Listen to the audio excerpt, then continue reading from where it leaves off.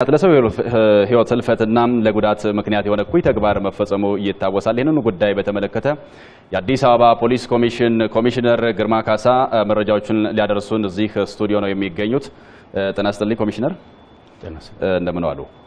እስኪ እንደው አጠቃላይ ዛሬ የነበረው ሁነቱ በምን መልኩ ነው ያለፈው የሚለው ነገር እንጀምርና እንግዲህ ሁሉም እንደተከታተለው በርካታ ሰው የታደመበት ሰልፍ በዚህ በከተማችን በአዲስ አበባ በመስቀል አደባባይ ተካሂዷል።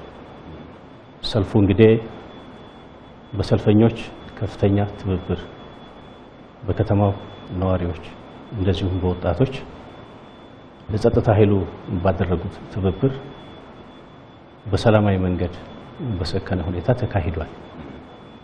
የሰልፉ ማጠቃለያ ላይ ጉዳት ለማድረስ ባሰቡ ኃይሎች በተወረወረ ቦምብ በሰልፉ ታዳሚዎች ላይ አደጋ ደርሷል። እንግዲህ በተወረወረው ቦምብ እስካሁን ባለ መረጃ ወደ 100 የሚጠጉ ሰዎች ላይ ቀላል፣ መካከለኛና ከበድ ያለ ጉዳት ደርሷል። የደረሰው አደጋም ወደ 15 በሚጠጉ ሰዎች ላይ ከበድ ያለ ጉዳት ነው የደረሰው። በተቀሩት ሰዎች ላይ ግን ቀላልና መካከለኛ እንደዚሁም በተፈጠረው አደጋ በመገፋፋት በመውደቅ በተፈጠሩ ጉዳቶች እንደዚሁ ጉዳቶች ደርሰዋል። ኮሚሽነር፣ ምናልባት በእናንተ በኩል የተደረገው ዝግጅት ምን ድረስ ነበረ? እንግዲህ ሁሉም እንደሚታዘበው በከተማው የተካሄደው ሰልፍ ከተማችን ከዚህ በፊት ካስተናገደቻቸው ሰልፎች በቁጥር እጅግ የላቀ ነው። በርካታ ሰው ከተለያየ አካባቢ ለድጋፍ ሰልፉ የተገኘበት ነው።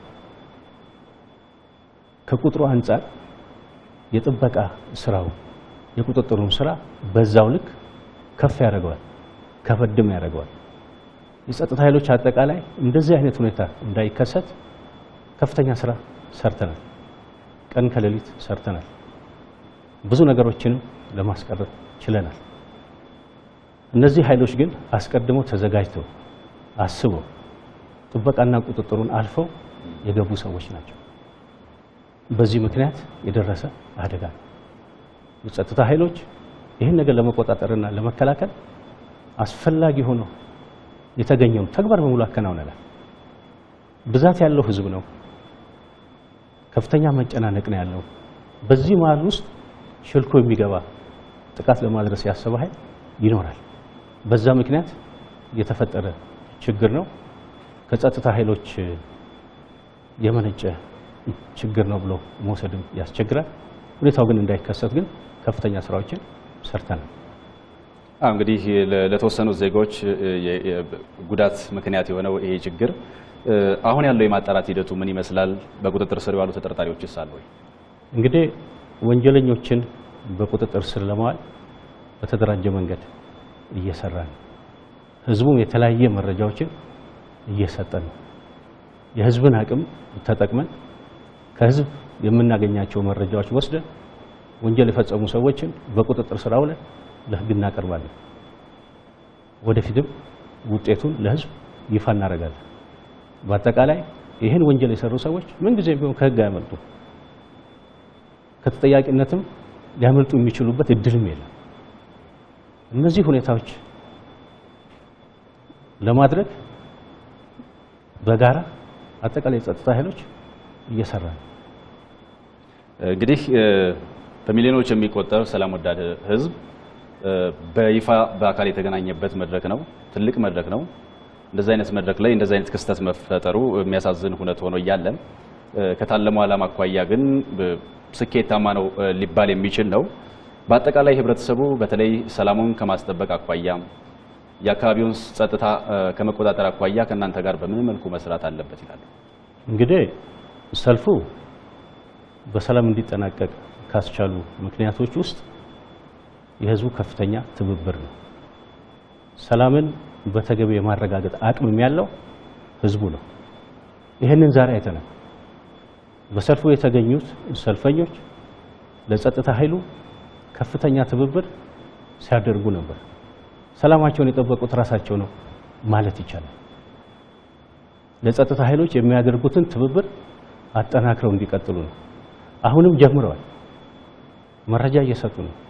የጀመሩትን መረጃ የመስጠት ስራ አጠናክረው እንዲቀጥሉ የራሳቸውን ሰላም ራሳቸው እንዲጠብቁ የሚያዩቸውን የሚያጠራጥሩ ማናቸውንም ነገሮች ለፖሊስ እንዲጠቁሙ መረጃ እንዲሰጡ ያደረጉ ያሉትን ድጋፍ አጠናክረው እንዲቀጥሉ ነው በዚህ አጋጣሚ መልእክቴን ማስተላለፈው። የአዲስ አበባ ፖሊስ ኮሚሽን ኮሚሽነር ግርማ ካሳ እዚህ ስቱዲዮ ተገኝተው በዚህ ወቅታዊ ጉዳይ ላይ ለሰጡን ማብራሪያ እናመሰግናለን። እንግዲህ ሌሎች የሚደርሱንን መረጃዎችም ፖሊስ ኮሚሽኑ እየተከታተለ ወደኛ እንደሚያቀርብ ተስፋ እናደርጋለን። የተከበራችሁ ተመልካቾቻችን የኢትዮጵያ ቴሌቪዥንም ይህንኑ ጉዳይ ለህዝቡ የሚያቀርብ ነው የሚሆነው። ኮሚሽነር ከልብ እናመሰግናለን። መልካም ጊዜ። የኢትዮጵያ ህዝቦች የየራሳቸው መለያ ለዘመናት ጠብቀው ያቆዩአቸው የማንነት መገለጫቸውና የጋራ እሴቶች ባለቤቶች ናቸው። የአብሮነት፣ የመከባበር፣ የመቻቻልና ከተነገረ በኋላ የሰው አቀባበል በጣም ከፍተኛ ነው።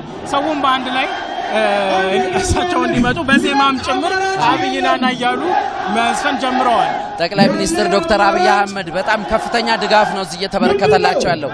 ድጋፉም በበቂ ምክንያቶች ነው የሚሉ ነው አስተያየቶች እዚህ እየሰማን ያለ ነው።